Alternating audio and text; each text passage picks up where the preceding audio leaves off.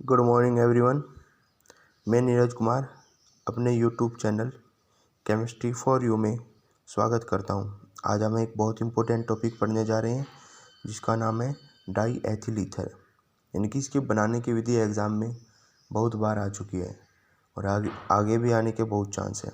तो सबसे पहले हम इसका सूत्र क्या होता है। डाई का मतलब दो, एथिल का मतलब होता है C2H5 और ईथर यानी कि दोनों एथिल समूह के बीच में ऑक्सीजन। तो सूत्र क्या होगा, C2H5O C2H5O। IUPAC नाम आपने पढ़े ही हैं पहले भी, एथॉक्सी एथेन। समझा चुका हूँ मैं कैसे बना है एथॉक्सी एथेन। यानी कि एक एथिल समूह के साथ ऑक्सी जोड़ना है, दूसरा है एथेन एल्केन ऐसे लिखना है। अनुभार इसका आएगा 70। अब पढ़ते हैं इसके बनाने की विधि, यानी कि इसको कैसे बनाएंगे। सबसे पहले हैं एथिल हैलाइड से। एथिल का मतलब C2H5 और हैलाइड का मतलब कोई भी एक हैलोजन। तो एथिल हैलाइड को सूक्ष्म Ag2O के साथ गर्म करने पर डाई एथिल ईथर बनता है।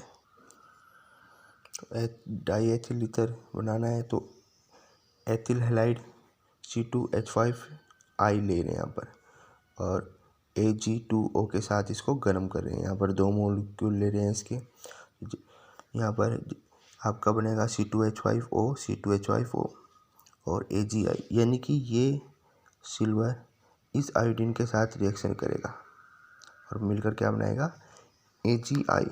और फिर जब दो मॉलिक्यूल लिए C2H5O और C2H5O, आपका एथिल डाई एथिल ईथर बन जाएगा। दूसरा है अल्कोहल के निर्जलीकरण से, बाय डिहाइड्रेशन ऑफ अल्कोहल, यानी कि अल्कोहल में से हमने जल को बाहर निकालना है। तो दो अणु एथिल अल्कोहल को सांद्र H2SO4 की उपस्थिति में 140 डिग्री सेल्सियस ताप पर गर्म करने पर डाई एथिल ईथर बनता है। कि एक आपका ये रहा एथिल अल्कोहल और दूसरा एथिल अल्कोहल ये रहा। ये थोड़ा समझने के लिए इस प्रकार लिखा है, नहीं तो सूत्र क्या है, C2H5OH। तो यहाँ पर एक मॉलिक्यूल है, एक ही है, तो इसका H और इसका OH रिएक्शन करके क्या बनाएंगे, आपका जल।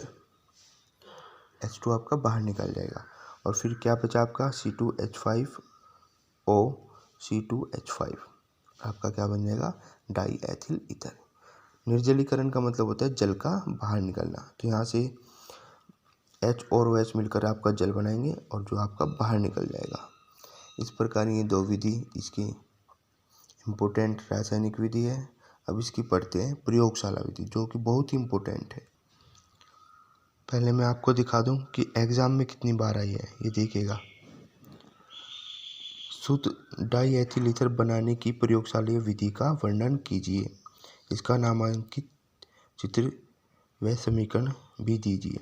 और ये देखिएगा 2002 में, 2007 में, 9 में, 10 में, 12 में, 14 में और 14 के बाद 15, 16 में इतनी बारी आपकी रिएक्शन आई है।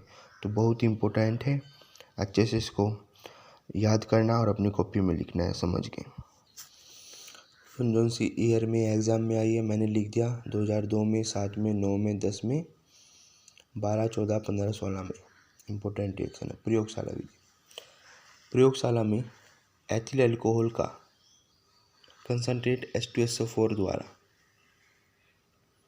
100 डिग्री सेल्सियस पर निर्जलीकरण करने पर डाई एथिल ईथर बनता है।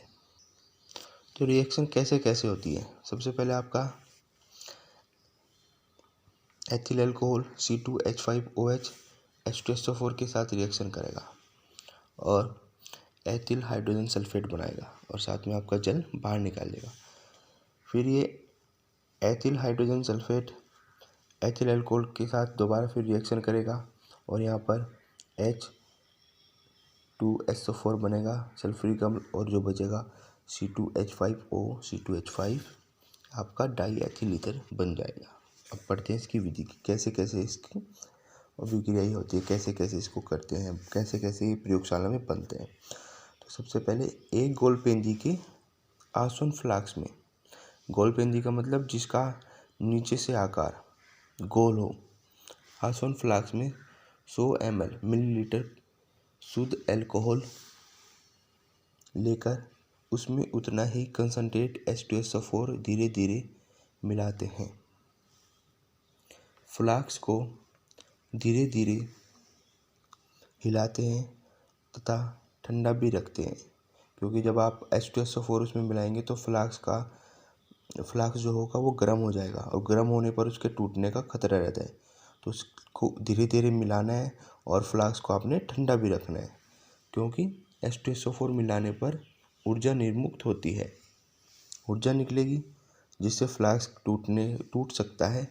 फ्लास्क को संघनित से जोड़ देते हैं तथा संघनित का दूसरा सिरा गहराई से जोड़ते हैं। अभी आप चित्र में देखेंगे कैसे कैसे जोड़ते हैं। अब फ्लास्क को बालूस्मक पर, यानी कि एक लोहे की होती है, इसमें बालू डालते हैं, उसकी सहायता से धीरे धीरे 413 केल्विन ताप पर गर्म करते हैं, जिससे फ्लास्क में ईथर की वाष्प बनती है, जो संघनित की सहायता से गहराई में एकत्रित हो जाती है। प्राप्त आसुत द्रव ईथर में अल्कोहल H2SO4 जल की अशुद्धि होती है। क्या आपने क्या करना है, एक फ्लास्क लेना है, फ्लास्क में आपने 100 ml अल्कोहल लेना है और उसमें उतना ही आपने H2SO4 मिलाना है। H2SO4 धीरे धीरे मिलाएंगे जिससे कि आपका फ्लास्क टूटे ना, क्योंकि ऊर्जा निर्मुक्त होती है, फ्लास्क का टेम्परेचर बढ़ जाएगा, उसके टूटने का खतरा रहता है। फिर इसको आप धीरे धीरे गर्म करेंगे और फ्लास्क को संघनित की सहायता से जोड़ते हैं और दूसरा सिरा संघनित का आप कहाँ जोड़ेंगे, गहराई में, कि जिसमें आपका डाई एथिल ईथर एकत्रित होगा और फिर वहाँ पर वाष्प बनेगी, आसवन होगा, आसवन होने पर उसकी वाष्प बनेगी और वो संघनित में जाकर ठंडा होकर आपका ईथर बन जाएगा। अब जो आपका ईथर बनेगा उसमें बहुत ही इम्प्योरिटीज़ होगी, अशुद्धियाँ कौन कौन सी होगी, अल्कोहल की होगी, H2SO4 की होगी और जल की आपके अशुद्धि होगी। अब इन अशुद्धियों को हमने दूर करना है और दूर करके आपने शुद्ध डाई एथिल ईथर प्राप्त करना है।